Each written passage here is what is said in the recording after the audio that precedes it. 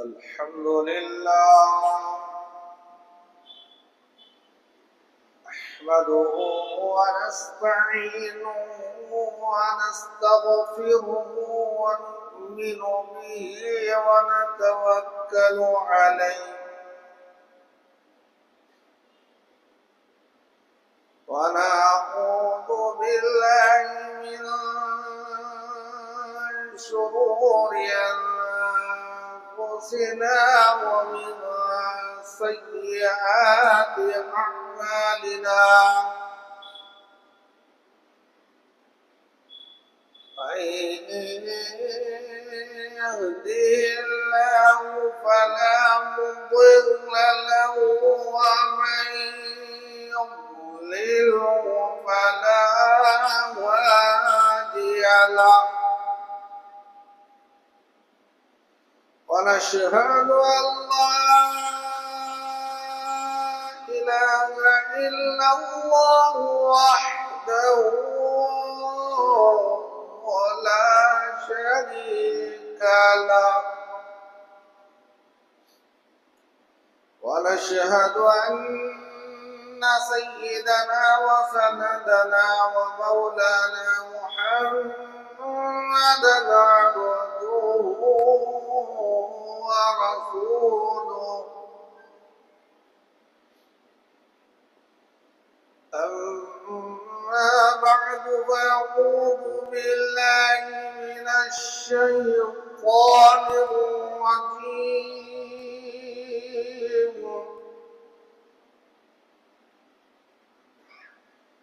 بسم الله الرحمن الرحيم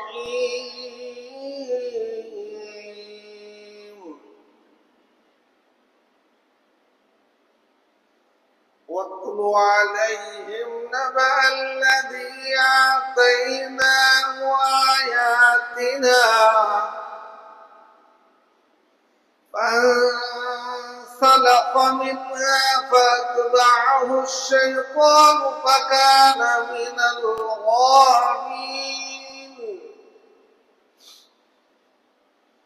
صدق الله مولانا العظيم وصدق رسوله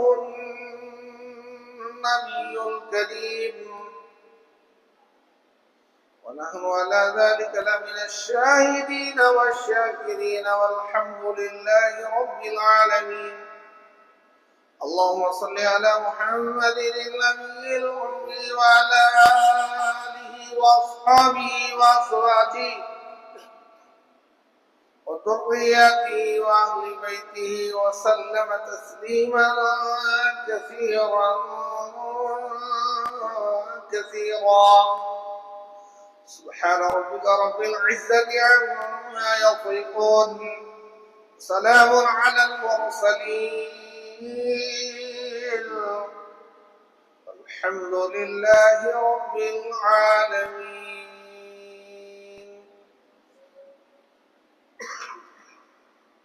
محترم حاضرین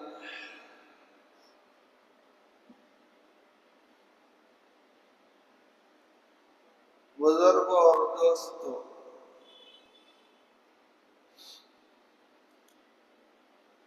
अभी मैंने आपके सामने कुरान करीम की आयत तिलावत की।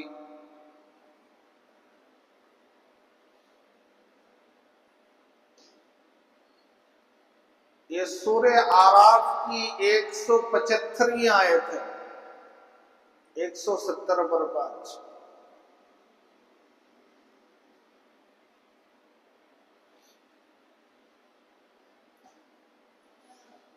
अल्लाह ताला ने इसमें एक मिसाल पेश की है, मिसाल, तमसील, मिसाल।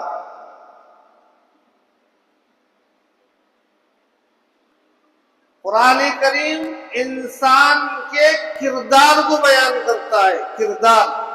किरदार, चाल चलन, अखलाक, अतवार, ये सब इसमें शामिल है।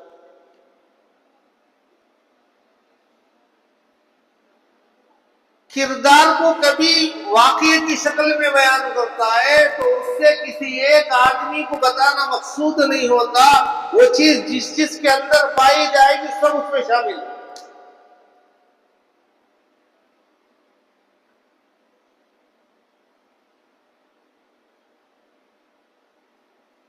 तो कुरान कह रहा है फमसलुहु कमसलिल कल्ब, उसकी मिसाल तो कुत्ते जैसी है।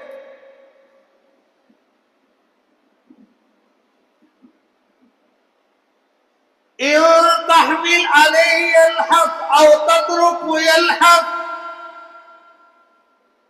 कुत्ते पर कोई बोझ डालो तो भी वो हामता है, बोझ नहीं डालो तो भी हामता है, जबान बाहर निकलकर हामता रहता। देखे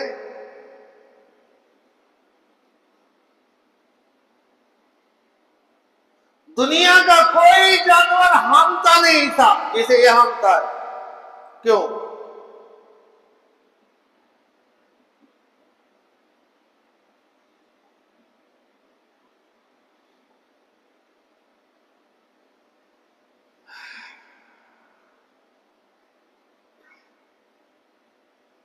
जो आदमी गुमराही की जिंदगी गुजारता है अल्लाह से दूर हो जाता है।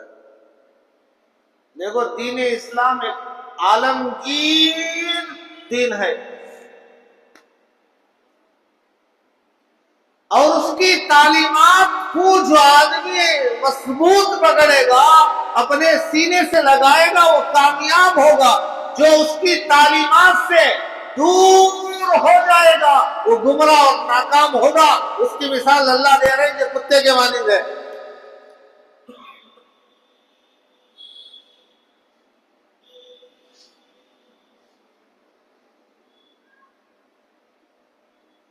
कैसे कुत्ते के मानिंद? जो अल्लाह के हुक्मों को पूरा नहीं करता, मनमानी जिंदगी गुजारता है।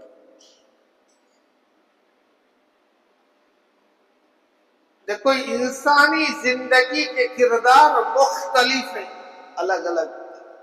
बास किरदार वो हैं जो काबिले तारीफ है, तारीफ करने के काबिल है, वाह वाह वाह वाह वाह वाह वाह वाह। बास किरदार वो हैं जो काबिले मसम्मत है,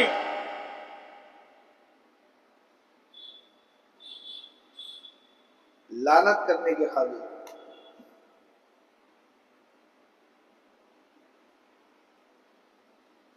इंसान को जो कद्र व मंजिलत और मकाम और मर्तबा और उलूवत जो ये मिली है, ये उसके सिर्फ इंसान होने की वजह से नहीं कि इंसान होने की वजह से उसे मकाम मिल गया, बुलंद हो गया, इंसानियत की वजह से नहीं, बल्कि उसके किरदार और आमाल की वजह से उसका मकाम है इंसान।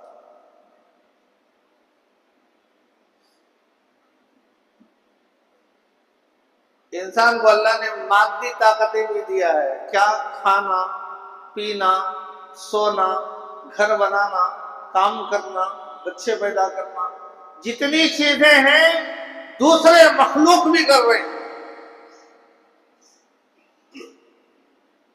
खाने में इंसान जानवरों का मुकाबला कर सकता है।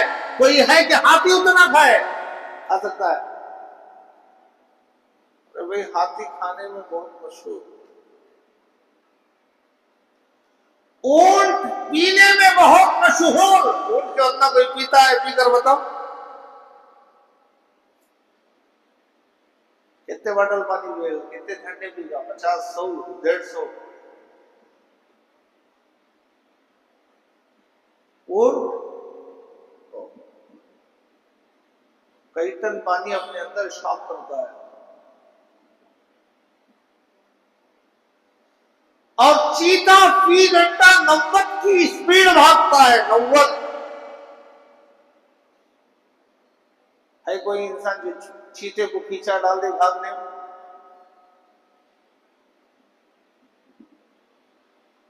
जंगलात में जाकर देखो, छोटे छोटे चिड़िया इतने शानदार घर बनाए हैं कि उसके अंदर हॉल भी है, डाइनिंग रूम भी है, किचन भी है, स्टोर रूम भी है।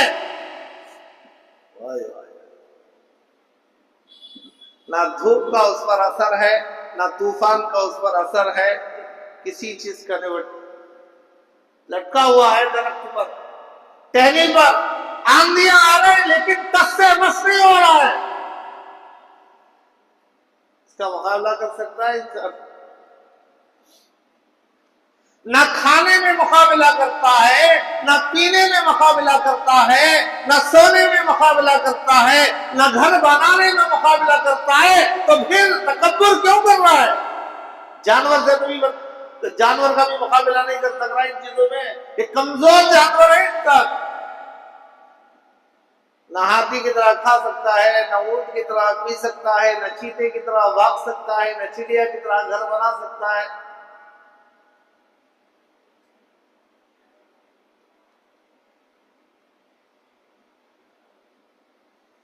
और ये मादी जो चीजें हैं वो अल्लाह ताला किसी को ज्यादा किसी को कम देते हैं, एक सा नहीं।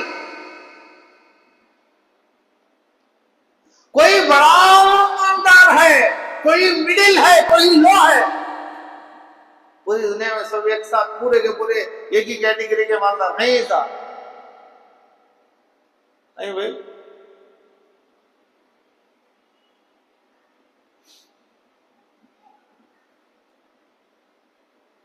कोई एकदम बहुत खूबसूरत है, कोई उससे भी कम खूबसूरत है, कोई उससे भी कम खूबसूरत है।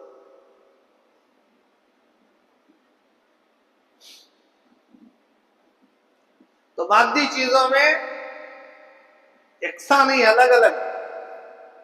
इसी तरह मानवीय चीजों के अंदर भी सब बराबर नहीं, सब अलग अलग। किसी को बहुत इल्म अल्लाह ने दिया है, बेहतरीन सलाहियत, किसी को और कम, किसी को और कम, किसी को और कम, किसी को थोड़ी बहुत सलाहियत, थोड़ा बहुत इल्म मिला।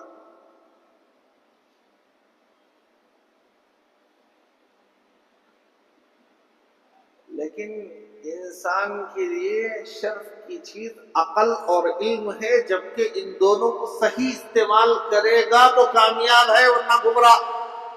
वो इल्म उसे लेकर डूबेगा, वो अकल उसे अल्लाह के इनकार करने पर मजबूर कर देगी। कितने अकलमंद हैं दुनिया में जो अल्लाह का इनकार कर रहे हैं? क्यों?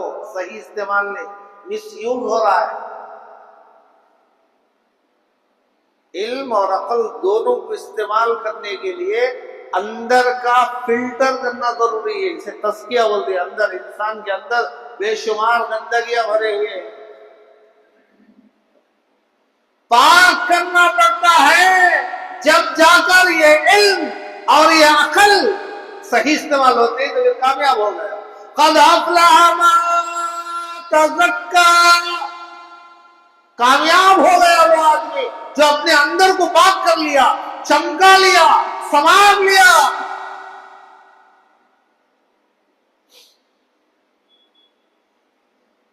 तो एक बात याद रखो कि हमारा जो दीन इस्लाम है ये आलमगीर दीन है, सारे आलम को दावत देने वाला दीन, सारों को अपनी तरफ बुलाने वाला। ऐसा नहीं कि मुसलमान का बच्चा मुसलमान होना, दूसरा मुसलमान नहीं होना, उन्हें नहीं होना। सबके लिए पैगाम है, दीन की तालीमात सबके लिए है, कबूल करो, आओ अंदर।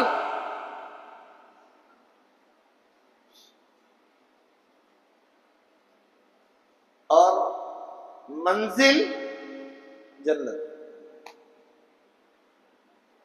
ये याद रखना। हमारी जो मंजिल है, हमारा जो असल आखिरी जो मकाम है वो क्या है? जन्नत है। इंसान भूल गया, भटक रहा है।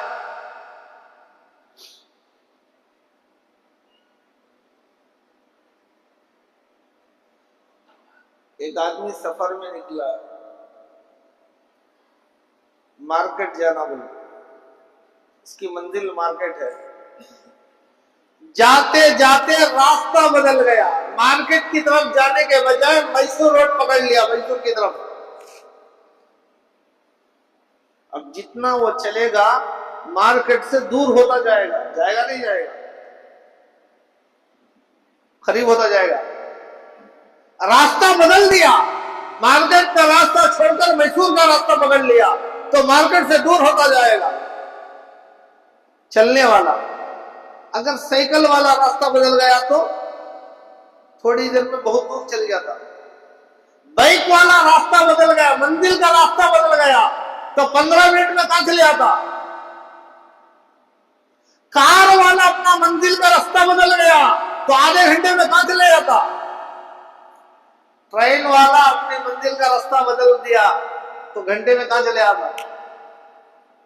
प्लेन वाला रास्ता बदल दिया, मंजिल का रास्ता, तो 2 घंटे में कहां चला जाएगा।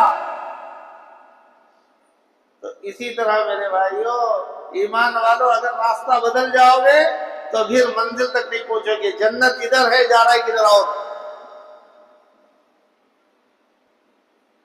सारी जिंदगी तलाश करता रह जाएगा लेकिन नहीं पहुंचेगा क्योंकि रास्ता बदल गया और उसे पता भी नहीं चल रहा है कि मैंने रास्ता बदला है। यही तो मुसीबत है। इसी को समझाने के लिए कहा जा रहा है जुमा में आओ, नहीं आते।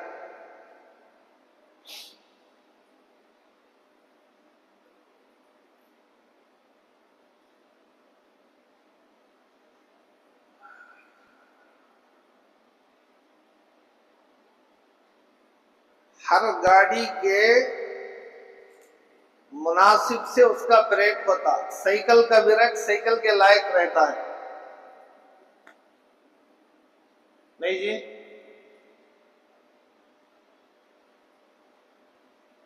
गाड़ी का ब्रेक साइकिल से भी हैवी। साइकिल में अगर ब्रेक फेल हो गया तो बस क्या होगा, नीचे जितना ज्यादा नुकसान नहीं होता। गाड़ी में ब्रेक साइकिल का दिया ले तो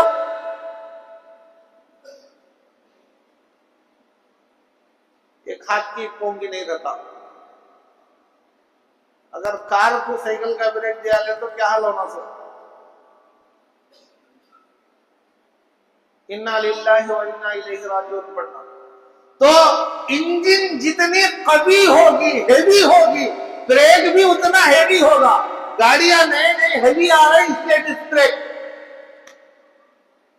ब्रेक नहीं तो फिर आदमी खत्म हो जाएगा।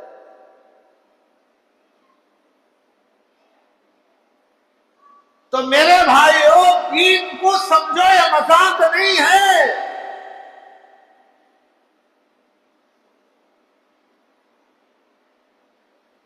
खाने के लिए, पहनने के लिए, सोने के लिए, कारों में फिरने के लिए नहीं है। जरूरत है फिरो, खाओ, अच्छा से अच्छा खाओ।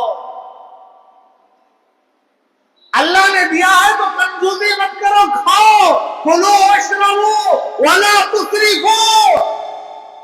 अल्लाह को कह रहा खाओ पियो, इसराफ मत करो। आधा खाया आधा उठा को फेंक रहा है।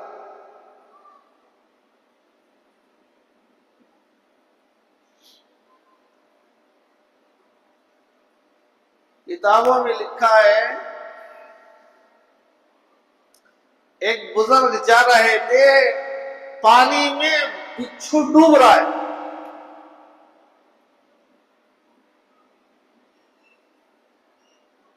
क्यों? बिच्छू को स्विमिंग नहीं आती, तैरना नहीं आता, वो डूबेगा। मुर्गी के बच्चे को पैदा होते ही ले जाके छोड़ो, बतख के बच्चे को पैदा होते ले जाके पानी में डाल दो, वो तैरता है। कुदरती तौर पर, नेचुरल तौर पर वो सीख कर आता है तैरना। उसे कोई सिखाता नहीं, कोई कोच नहीं रहता कि पैर यूं मार, पर यूं हला, चोंच यूं कर, चेहरा ऊपर उठा।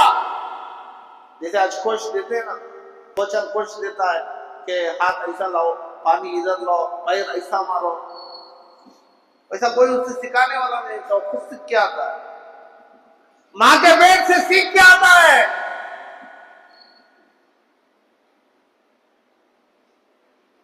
जाहिल बन के आता है तो सिर्फ इंसान। इन्नहु काना ज़लूमन जहूला।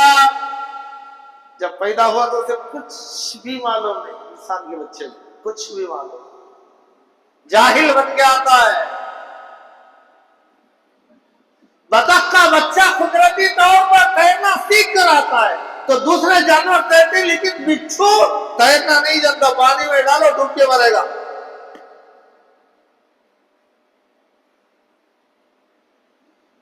एक अल्लाह वाले का उस तरफ से गुजर हो रहा था, उन्होंने देखा कि बिच्छू डूब रहा है,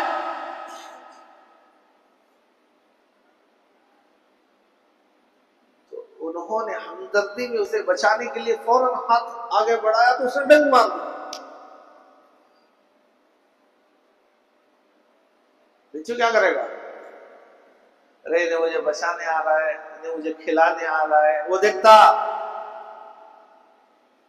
सांप देखता कि इन्हें मुझे दूध पिलाने आ रहा है, इन्हें मुझे बनीन के अंदर रखकर पालने वाला। इसके साथ अगर कुछ हो गया तो वो उसका बदला दिया होता फौरन। तो उन्होंने हाथ बढ़ाया तो उसने डंक मारा। दोनों फौरन हाथ खींच लिया और फिर कोई लकड़ी वगैरह तलाश करके उसे अपने आप को भी डंक से बचाना है और उसकी जान भी बचाना है। बड़ी मुश्किल से उसे बचा कर बाहर निकाला, तो साथ में रहने वाले ने पूछा, हजरत उसने डंक मारा, आपने फिर भी बचाया?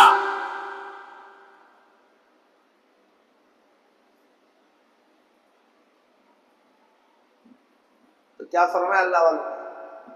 वो अल्लाह वाले ने कहा, अल्लाह के बंदे, वो बुरा है, अपनी बुराई को नहीं छोड़ रहा है। वो बुरा है, अपनी बुराई को नहीं छोड़ रहा है। अल्लाह ने मुझे अच्छा बनाया है, तो मैं अच्छाई को छोड़ दूं? नहीं समझो।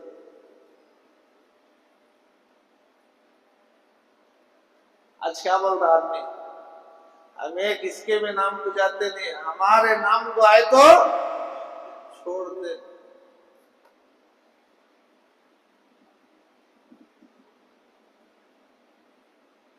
क्या कह रहे? अल्लाह ने अच्छा बनाया है, मैं अच्छाई को छोड़ दूं? तो इसी को बताया जा रहा है, अपने किरदार को, अपने कैरेक्टर को दुरुस्त करो, वरना खाली बयाना सुन ले सुन ले सुन ले सुन ले, सुन हो गए, क्या भी फायदा नहीं। मस्जिद भरे, आ रही कोई अजान पर आ रही, क्यों भाई? फजीलत किसके लिए? फरिश्तों के लिए या हमारे लिए? एक कदम पर एक नेकी मिलेगी, एक कदम पर एक गुनाह मिट जाएगा। ये किसके लिए? ऊंट का सवाब, बकरी गाय का सवाब, बकरी का सवाब, मुर्गी का सवाब, अंडे का सवाब, ये किसके लिए? जिब्रील के लिए। ला यासून अल्लाह मा अमरहुम व यफअलून मा युमरून। अरे वो तो गुनाह करते ही नहीं, तो उनको गुनाह माफ क्या होंगे? वो तो नेकी ही नेकी करते हैं। अल्लाह जिसका हुक्म दे, आखिर वक्त तक वही बजा लाए। रुकू में रहो तो रुकू में, सजदे में हो तो सजदे में।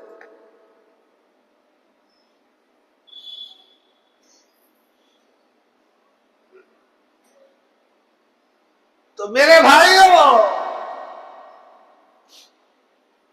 दीन को समझो कि हमारी मंजिल जन्नत है। मंजिल याद रखना, रास्ता बदल गया तो फिर मंजिल पर नहीं पहुंचेगा। जैसे मार्केट जाने वाला रास्ता बदल के मैसूर की तरफ निकला तो कभी भी मार्केट नहीं जा सकता। दिल्ली जाने वाला चेन्नई की तरफ रास्ता बदल दिया, सारी जिंदगी चलता रहा, दिल्ली नहीं पहुंचेगा। मंजिल हमारी जन्नत है, जन्नत से दूर होता जाएगा, दूर होता जाएगा, दूर होता जाएगा, तो इंसानी खाल से निकल जाएगा, तो फिर वो कुत्ते की तरह बन जाएगा। फमसलुहु कमसलिल कल्ब इन तहमिल अलैहि यल्हद औ तत्रुकु यल्हद ज़ालिका मसलुल कौमिल लज़ीना कज़्ज़बू बिआयातिना फक़्सुसिल क़सस लअल्लहुम यतफ़क्करून। देखो अल्लाह ने मिसाल दी ऐसे आदमियों की, जो आउट ऑफ हुदूद हो जाते हैं, शरीयत के दायरे से निकल जाते हैं। अल्लाह कहता है इज़ा नूदिया लिस्सलाति मिन यौमिल जुमुआ, पहली अज़ान पर मस्जिद आओ आप जुमा के दिन, लेकिन नहीं आ रहे।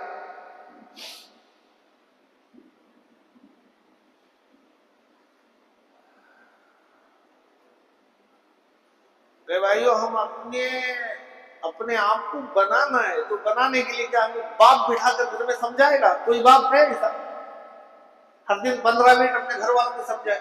अगर ये माहौल बन गया तो जुमा में बयान की जरूरत नहीं।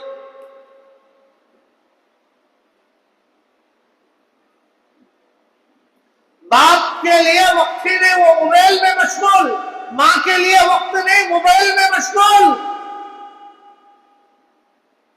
अब कौन बताएगा कि भाई नमाज के क्या फायदे हैं, अल्लाह किन चीजों से राजी होता है, किन चीजों से नाराज होता है, किन चीजों से जन्नत मिलती है, किन चीजों से जहन्नम मिलती है, किन चीजों से जन्नत में जाने वाला बनेगा, किन चीजों से जहन्नम में जाने वाला बनेगा, किन चीजों से कलीमे वाली मौत आएगी, किन चीजों से कुफ्र की हालत में मौत आएगी, कौन बताएगा?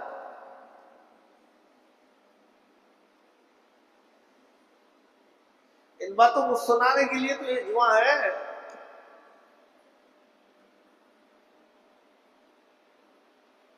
अब उसमें सुनने ही नहीं आएंगे तो किसे सुनाए? मुखियानों को सुनाए, इस झूमर को सुनाए, किसे सुनाए? ये किरदार हम ही ले डूबेगा। अच्छे किरदार पैदा करो,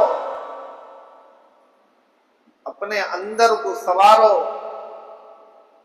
अल्लाह से होने का यकीन बिठाओ। हमारी मंजिल जन्नत में है, हमें जन्नत में जाना है।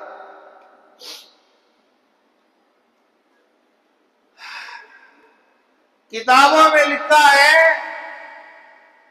हजरत इमाम शाफई रहमतुल्लाहि अलैह, चारों इमाम में से एक इमाम है, नाई के पास गए बाल बनाने, हजाम के पास। अपने एक मामूली लिबास पहनकर, कोई शूट बूट, चमक दमक,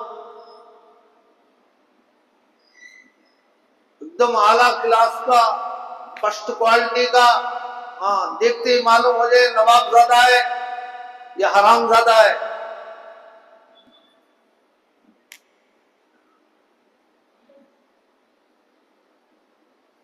अल्लाह वालों का लिबास मामूली होता है, बस भाई सतर को छुपाना है, बस लाख रुपये वाला लो तो वही 500 वाला लो, वही सतर छुपना है बस, और क्या है?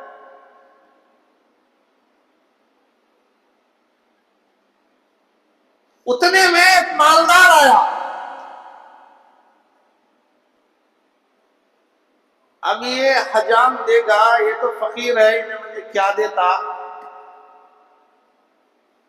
इन्हें मालदार आदमी है, अगर इसे पहले इसके बाल बना दो, इसका काम पहले कर दूं तो ज्यादा मोटी रकम देगा।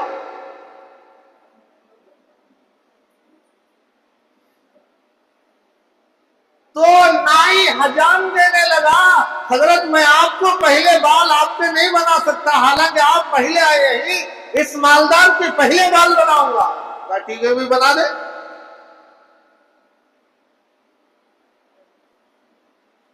तेरा दिल जिसका बनाना चाहता है बना ले, हम लड़ाई भी नहीं करेंगे, गालियां भी नहीं देंगे। अरे मैं पहले आया ना भाई, मंजे छोड़ को उनको बना रहे, सो नंबर तो मेरा है, इतना भी नहीं बोलेंगे। खामोश, भाई तेरा दिल जिसका चाह रहा है उसे बना। और अपने खादिम से, साथ में रहने वाले, खिदमत करने वाले शागिर्द से पूछा, मियां कुछ रकम है? कहा हजरत 300 दीनार हैं। दीनार सोने के होते, सोने के दीनार।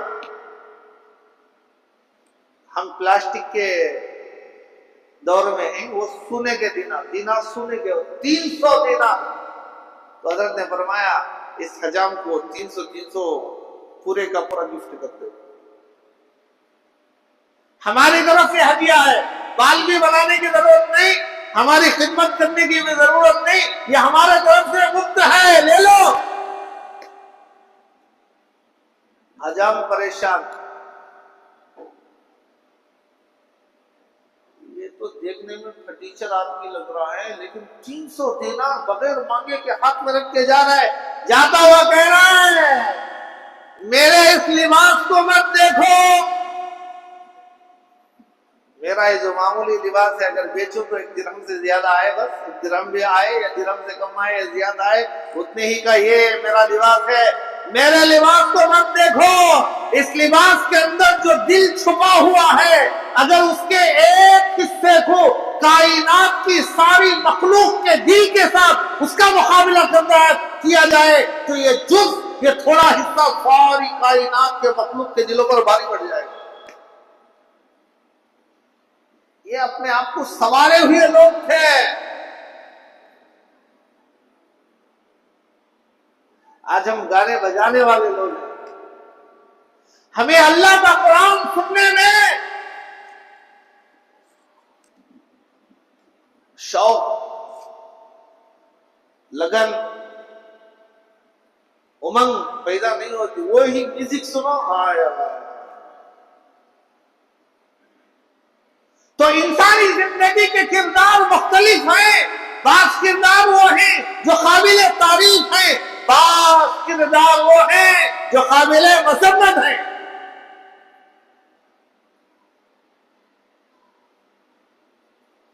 किसी भी मादती चीजों के अंदर इंसान जानवर का मुकाबला नहीं कर रहा। मैंने बताया कि खाने में, पीने में, सोने में, घर बनाने में, दौड़ने में, वॉक करने में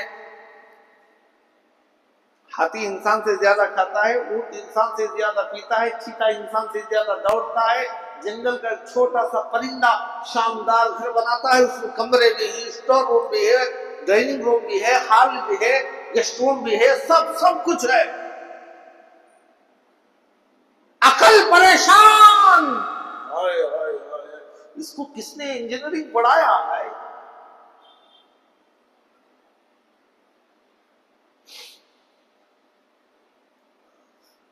कुरान करीम में अल्लाह ने फरमाया ऐ मेरे हबीब इन लोगों को उस आदमी का वाकया सुनाओ जिसे हमने इल्म का एक हिस्सा अता किया था। नबअल्लज़ी आतैनाहु आयातिना, इल्म का एक हिस्सा था। फंसलका मिन्हा, तो वो उस इल्म को लेकर अमल नहीं किया, आउट ऑफ कंट्रोल हो गया। आज इल्म हासिल करने वाला सही इल्म हासिल नहीं किया, रॉन्ग रूट पर चले गया तो अल्लाह का इनकार कर रहा है, कुरान पर एतराज कर रहा है, नबी की तरफ उंगली उठा रहा है, अज़वाज मुतहहरात की तरफ उंगली उठा रहा है, सहाबा पर उंगली उठा रहा है, अहले बैत पर, हजरत अबू हुरैरा पर, हजरत अबू बकर पर, हजरत उमर पर, हजरत उस्मान पर, हजरत अली पर रज़ी अल्लाहु अन्हुम अजमईन। ये कौन सहाबा है? ये बदरी सहाबा है जिनके बारे में कुरान, जिनके बारे में अल्लाह कहता है मालूम माशितुम क़द गफ़रतु लकुम, बदर वालों तुम जो भी करो मैंने तुम्हारी बख्शिश कर दी। अबू बकर बदरी, उमर बदरी, उस्मान बदरी, अली बदरी रज़ी अल्लाह अन्हु, तो इनके खिलाफ ज़बान खोलेगा क्यों? इल्म मिला ले, सही इल्म को सही इस्तेमाल नहीं किया। फंसलका मिन्हा, निकल गया, फअतबअहु शैतान, तो शैतान ने उसे घेरे में ले लिया। जो दीन इस्लाम से हटेगा वो शैतान का हो जाएगा, शैतान उसे अपने कंट्रोल में ले लेगा, अपना चेला बना लेगा, फकाना मिनल गावीन, गुमराह हो जाएगा। वलौ रफअनाहु,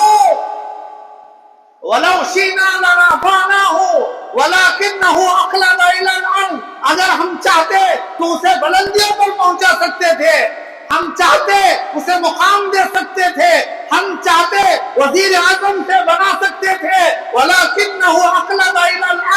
लेकिन उसने जमीन से चिपक गया, इस्लाम से बाहर हो गया, नाफरमानियों के अंदर उतर गया, हमारी बगावत पर आ गया, हम ही को ललकारने लगा, इस्लाम का इनकार किया, तो क्या हुआ?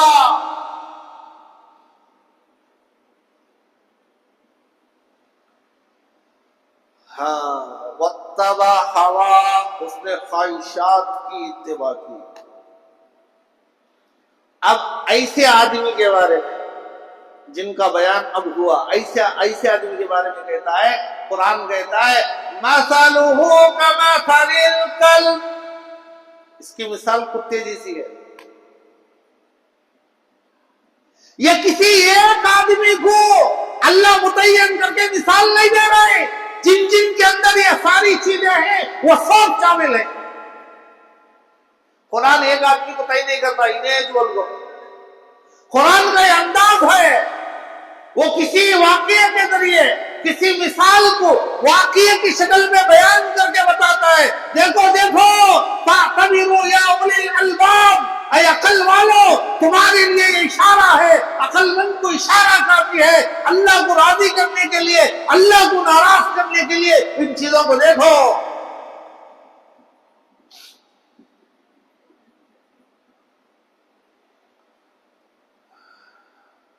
फमसलुहु कमसलिल कल्ब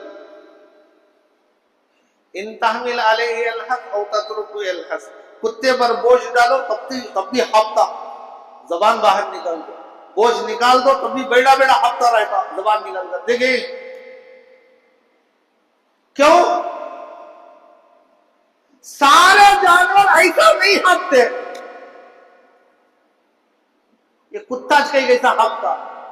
गधे को कभी जबान निकाल कर हाँफते हुए देखा है? लेकिन जिनकी उम्र हमारे से ज्यादा है वो देखिए, शायद अपने बचपन में गधा हाँफता हो, जबान बाहर निकलकर, जैसे कुत्ता हाँफता है। तो सारे जानवरों में ये क्यों जबान निकाल कर हाँफता है? तो तहकीक में लिखा है कि हर जानवर के जिस्म पर, जिल्द के ऊपर सुराख है जिससे पसीना निकलता है, तो अंदर की हरारत खुद ब खुद ठंडी हो जाती है। लेकिन कुत्ता एक है, ऐसा जानवर है कि उसके जिस्म के ऊपर सुराख नहीं, लिहाजा वो अंदर की गर्मी को बाहर भेजकर अंदर को ठंडक बनाने के लिए मुंह खोलकर हाँफता है। तो जो आदमी अल्लाह की नाफरमानी करेगा वो इंसानी खाल से बाहर निकल जाएगा। जब बाहर निकल जाएगा तो कुत्ते की तरह हाँफेगा।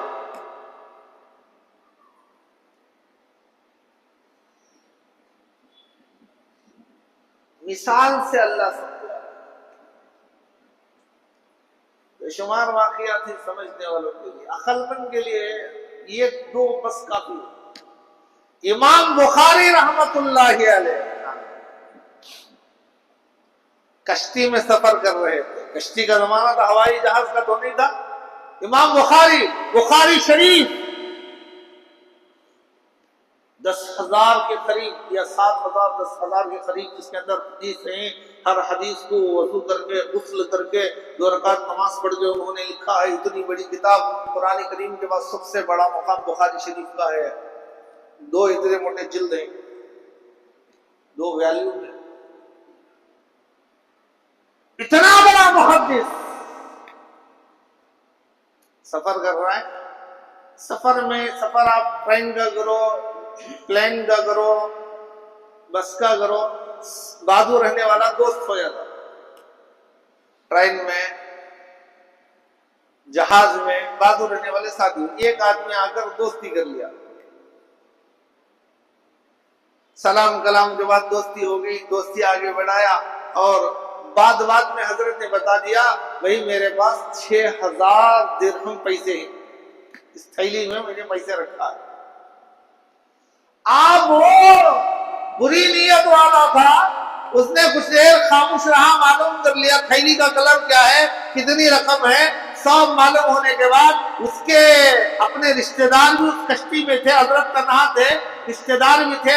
उसने थोड़ी देर के बाद ऐलान किया, शोर मचाया, 6000 दिरहम के पैसे एक थैली में मैंने 6000 दिरहम रखा था, किसी ने चोरी कर ली। लोगों ने पूछा उसका कलर क्या है, उसने कलर बता दिया। अब वो कलर की थैली हजरत जी के पास है। 6000 दीनार, 50 रुपए, 100 रुपए, 1000 रुपए देना तो मस्जिद को कितनी फजीलत बोलना मालूम। अब वो फजीलत का असर आगे खाली वो जुम्मा तक रहता, तो फिर जुम्मा देना तो फिर बोलना। 6000 दिरहम की थैली। अब तलाशी लो, सारे जहाज वालों को तलाश करो, कितने हैं, 200 हैं, 300 हैं, 400 हैं, कितने लोग हैं, एक एक को तलाश करो। सबको तलाश करते करते करते हजरत के पास आए। हजरत के पास तलाश करे तो हजरत के पास भी नहीं है। सारी जहाज में बैठे हुए जितने लोग थे सबकी तलाशी ले गई, कोई थैली वैली नहीं मिली, बस खत्म। जब सफर एंड हो गया, हजरत जहाज से उतर के जा रहे थे तो भागता हो गया, हाथ पकड़ लिया, हजरत मुझे माफ कर दो, मुझसे गलती हुई, आप बहुत बड़े आदमी हैं, मैंने खामखा आप पर आपके पैसे हड़पने के लिए मैंने आपको तकलीफ दी, आपके दिल को मैंने तकलीफ पहुंचाया, मुझे माफ कर दो। तो हजरत ने फरमाया, मियां जब तूने ऐलान किया था उसी वक्त मैंने माफ कर दिया। कैसे लोग थे भाई,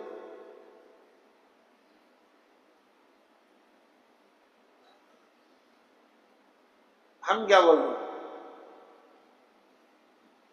बाजार में जूता लेकर मार दिया, घर आकर पैर पकड़ रहा है, शर्म नहीं है, जाओ जाओ जी दूर रहो, ऐसे में से दूरी छना, हमारी तुम्हारी दोस्ती कट, जाओ जाओ। यहां चोर, इल्जाम लगाने वाला, वो कौन, मुहद्दिस, बहुत बड़ा मुहद्दिस, बुखारी शरीफ। तो उसने कहा, हजरत ये तो ठीक है, आपने मुझे माफ कर दिया, ये तो ठीक है, ये आपकी आला ज़र्फी है, आपके बुलंद अखलाक हैं, लेकिन ये तो बताओ थैली कहां गई। मैंने आपके पास वो थैली देखी थी, आप ही ने बताया था, उसका कलर मैंने देखा था, 6000 दीनार थे, वो गई कहां। हजरत ने फरमाया, जब तूने ऐलान किया मेरी फला कलर की थैली जिसके अंदर 6000 दीनार थे गुम हो चुके ही, तलाशी लो, तो मैंने छुपके से समंदर में डाल दिया। 6000 दीनार। उसने कहा, हजरत इतनी बड़ी रकम आपने समंदर में डाल दी। तो कहने लगे, मियां ये 6000 दीनार के लिए अगर मैं इनसे अपने पास रख लेता, तलाश करने वाला आके तलाश करता, थैली मिल जाती, तो मेरे ऊपर चोर का धब्बा लग जाता, तो क़यामत तक कोई मुझसे हदीस रिवायत करता चोर से। रिवायत हदीस की हिफाजत के लिए मैंने इतने बड़े माल की कुर्बानी दे दी। तो मेरे भाइयों, माल की कुर्बानी दोगे दीन के खातिर, दीन कुर्बानी चाहता है। हम वक्त की कुर्बानी देने के लिए तैयार नहीं, तो जान की क्या देंगे, माल की क्या देंगे। वक्त की कुर्बानी देने तैयार नहीं है। मैं घर से निकलकर सीधा मस्जिद नहीं आता, होटल में बैठ के वक्त गुजार के 1:30 बजे मस्जिद आएगा, 1:45 बजे मस्जिद आएगा, 2 बजे मस्जिद आ गया, जमात खड़ने के वक्त में मस्जिद आएगा, पहली रकात होने के बाद मस्जिद आएगा। क्या खाक कुर्बानी देगा जान की।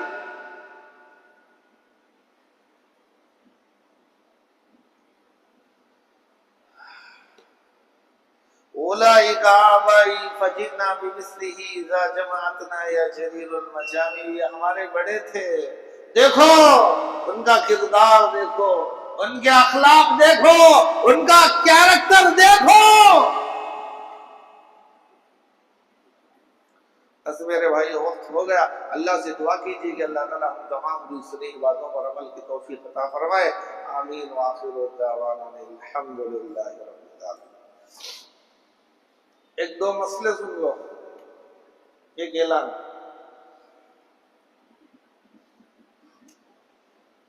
पहला मसला यह है,